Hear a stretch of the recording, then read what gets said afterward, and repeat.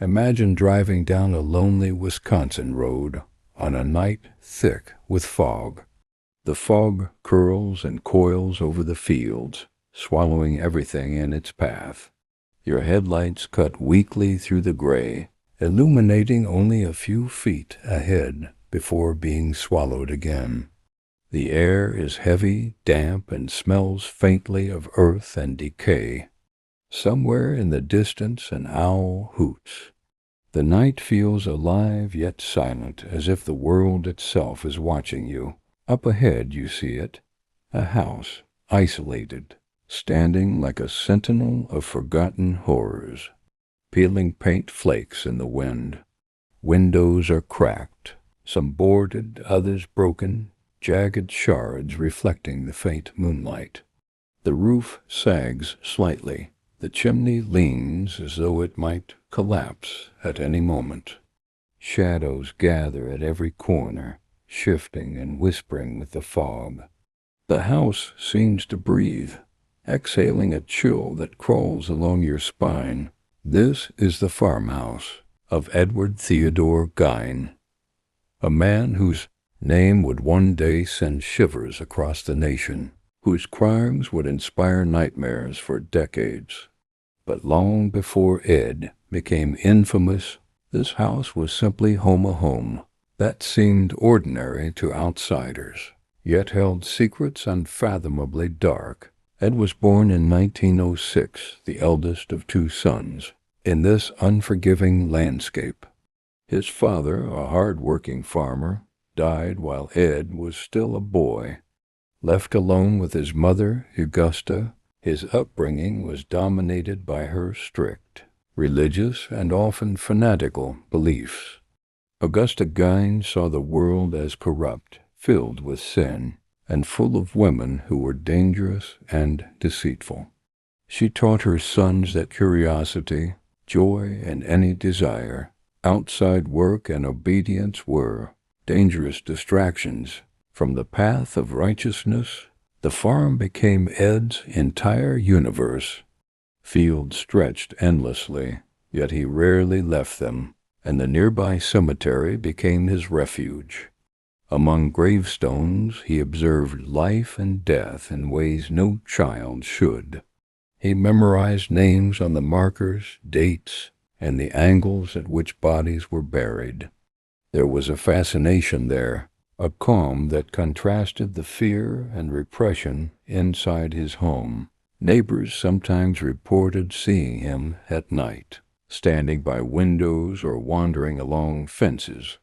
They whispered about the pale boy with eyes that reflected the moonlight, unblinking, observing, half child, half shadow, caught between worlds.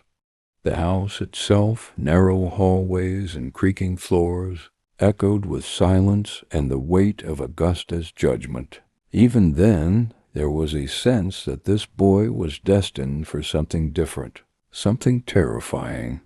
Seeds of obsession had been planted, an early fascination with the dead, isolation warping his understanding of human connection, and a mother whose control shaped his perception of the world.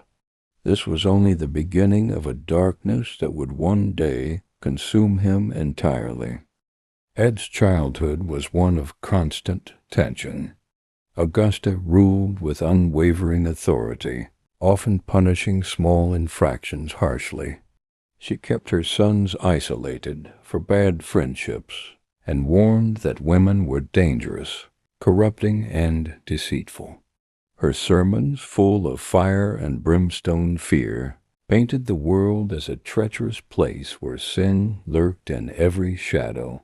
Ed's father's death left him vulnerable. With only Augusta's rigid worldview, he learned that the outside world could not be trusted, and that love and affection were dangerous. He and his brother Henry performed chores endlessly, tending to the farm and livestock while Augusta enforced strict moral rules. The cemetery became Ed's sanctuary. Nights were spent wandering the graves, studying how soil settled over coffins, how flowers wilted and decayed.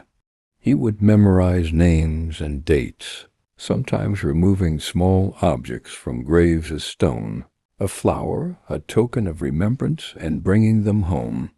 These acts, small at first, foreshadowed the grotesque obsession that would come later. Neighbors noticed oddities. Sometimes Ed was seen staring through windows late at night, sometimes wandering the fields silently, always alone.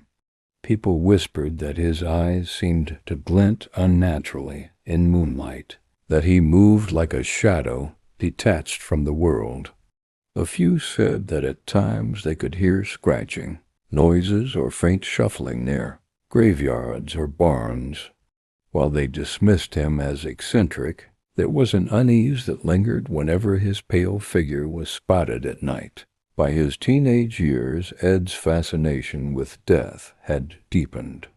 Animals on the farm became objects of study. He would dissect them, observing the mechanics of life and death, always careful not to be caught. He began experimenting with ways to preserve things, storing bones and small trophies from the dead. Isolation and obsession were feeding one another, shaping a mind capable of unspeakable acts. In his late teens, Ed began to show behaviors that alarmed even the most patient neighbors. Small thefts from graves, dismembered animals, and odd collections kept hidden in barns and attics. Augusta continued to restrict him, intensifying the psychological pressure. And after Henry left the farm to marry, Ed was alone with his mother entirely. As Augusta aged, she grew more controlling, even delusional. She insisted that sin was everywhere and that the world was corrupt beyond repair. Ed internalized these lessons, growing obsessive about morality and death, while socially and emotionally stunted.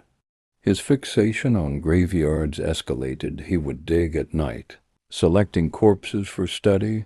Some of the first reports of his grave robbing are chilling in their quietness. Locals noticed disturbed soil and missing markers, but few connected them to the pale, quiet man who lived on the outskirts of town. Ed had learned to hide his obsessions, blending a polite, if awkward, exterior with a mind consumed by darkness. During these years, he began crafting objects from human remains. Small experiments at first, bones polished and stored, teeth collected. He began attempting to fashion rudimentary masks and ornaments.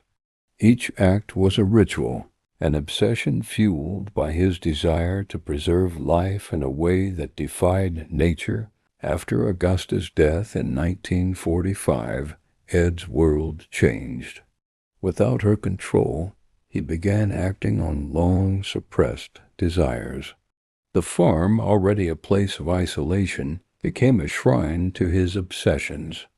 Night after night, he ventured into cemeteries, exhuming corpses with meticulous care.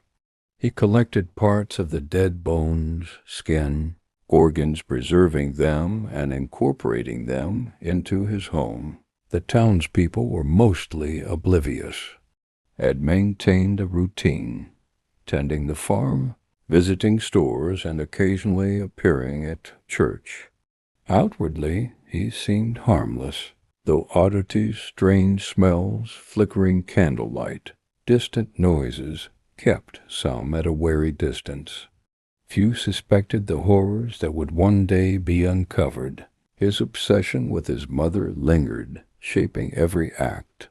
He crafted grotesque masks and garments, perhaps imagining them as extensions of her, or as ways to inhabit the identity of women he simultaneously feared and revered. By the 1950s, Ed's obsessions escalated to murder.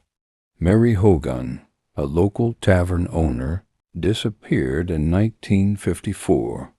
Years later, parts of her body were discovered in his farmhouse, horrifyingly preserved. Then, in 1957, Bernice Worden, a hardware store owner, vanished. Her son arrived at the store to find blood, tools scattered, and her absence. Investigation soon pointed to Ed. When police entered the farmhouse, they found a house of horrors. Walls lined with human skin, skulls hollowed and turned into bowls, masks staring silently, and furniture upholstered in flesh. Tools designed to dismember lay scattered as though anticipating future acts. Every step echoed through the house, revealing a man who had crossed from the dead to the living, from graveyards to unsuspecting victims. Ed was arrested and committed to a mental institution. The town tried to recover, but whispers persisted. Media coverage immortalized his crimes, inspiring movies, books, and characters like Norman Bates and Leatherface. Psychologists analyzed his mind, detailing obsessions with his mother, isolation, and the blurred line between life and death. Even decades later, his story fascinates and terrifies.